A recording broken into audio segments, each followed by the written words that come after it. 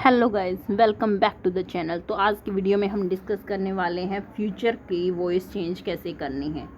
हम पूरा फ्यूचर एक ही वीडियो में कवर करने वाले हैं।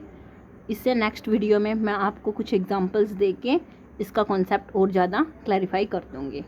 ये एक इंट्रोडक्टरी वीडियो होगी जिसमें आप रूल्स एंड रेगुलेशन सीखोगे।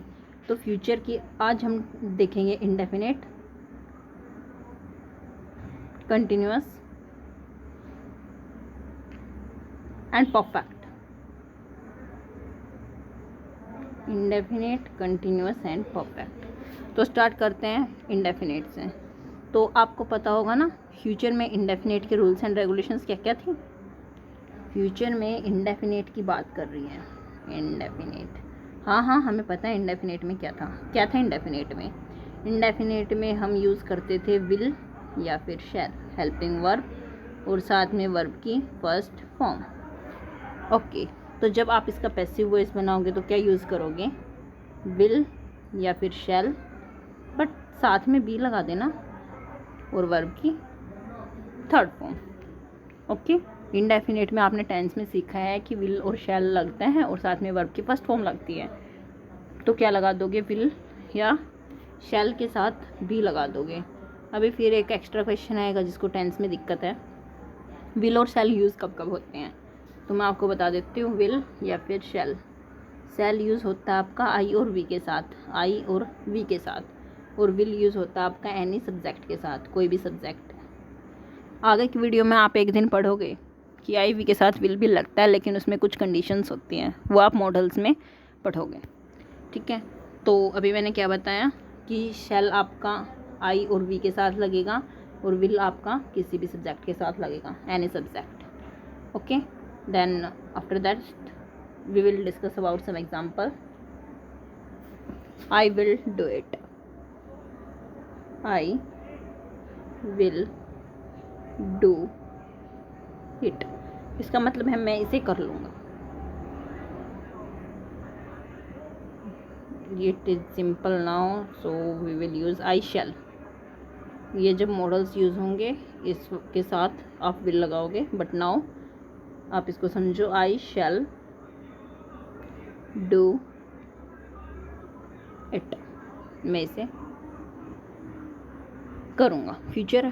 ठीक है, तो पैसिव वॉइस कैसे बनाते हैं, ऑब्जेक्ट को सब्जेक्ट बनाओ, इट कोई और सब्जेक्ट है तो क्या लगेगी, it will be do did done by I का ऑब्जेक्टिव फॉर्म क्या है, me, it will be done by me. अगर ये होता I shall not do it, तो इसका पैसिव वॉइस क्या होता, it will not be, it will not be done by me. Okay, means जो नोट है वो आपको कहाँ फंसाना है, विल और बी के बीच में नोट को फंसाना होगा। ठीक है, उसके बाद मैं डिस्कस करूँगी आपके साथ continuous.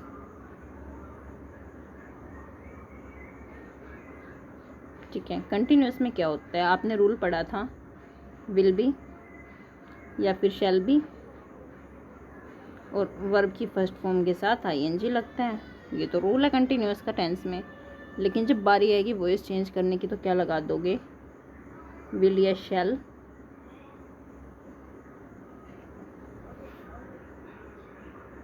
Being,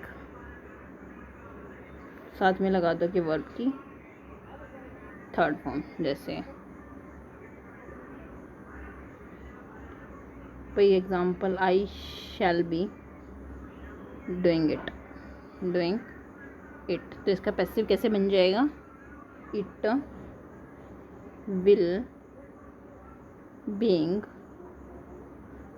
done by me. ठीक है, और अगर नोट लगाना होगा तो कहाँ लगाओगे, विल और बीइंग के बीच में, विल और बीइंग के बीच में यहाँ पे लगा दोगे नोट, अगर नेसेसरी होगा तो। ठीक है, उसके बाद हम डिस्कस करने वाले हैं परफेक्ट को। परफेक्ट। तो परफेक्ट की आपने हेल्पिंग वर्ब क्या पढ़ी थी? Will have, shall have, will have या फिर शैल हैव। और साथ में क्या पढ़ा था आपने?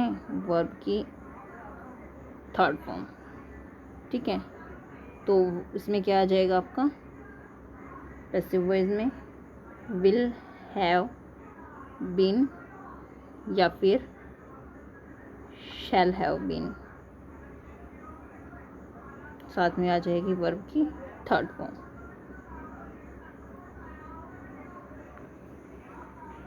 ओके, अभी मैं आपको कंपैरिजन करके बताती हूँ तीनों के बारे में क्या होने वाला है। ठीक है, let's begin. Here is present, here is past and here is future. Present, past and future done. ठीक है, तो I am starting with indefinite. जब हमने इंडेफिनिट का जिक्र किया था, ये कंटिन्यूअस और ये परफेक्ट।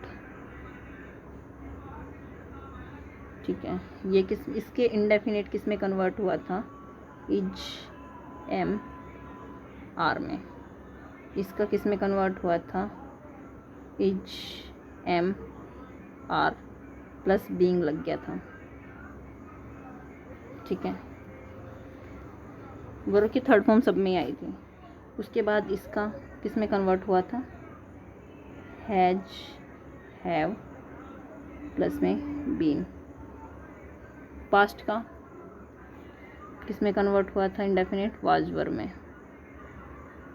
ये किस में हुआ था? Was verb plus being. ये किस में हुआ था? हैड बीन में। ये किस में हुआ? Will be, shall be.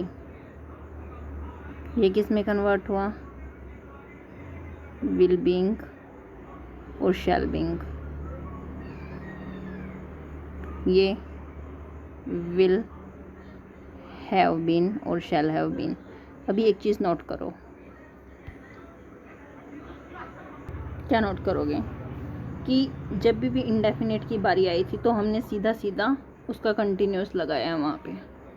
ठीक है, क्योंकि कंटिन्यूस में जेमार था, प्रेजेंट वाले में, पास्ट वाले में वाजवर था, तो फ्यूचर वाले में विल बी, शैल बी था। जब हमने बात की कंटिन्यूस की तो हमने वही हेल्पिंग वर्ब रखी बट साथ में बीइंग लगा दिया सबके। जब परफेक्ट की बात हुई हेल्पिंग वर्ब वही रखी बट साथ में बीइंग लगा दिया। और चाहे टेंस कोई भी हो, यूज़ क्या करनी है आपको? वर्ब की थर्ड फॉर्म ऑलवेज। ठीक है, यही पैसिव वॉइस का रूल है।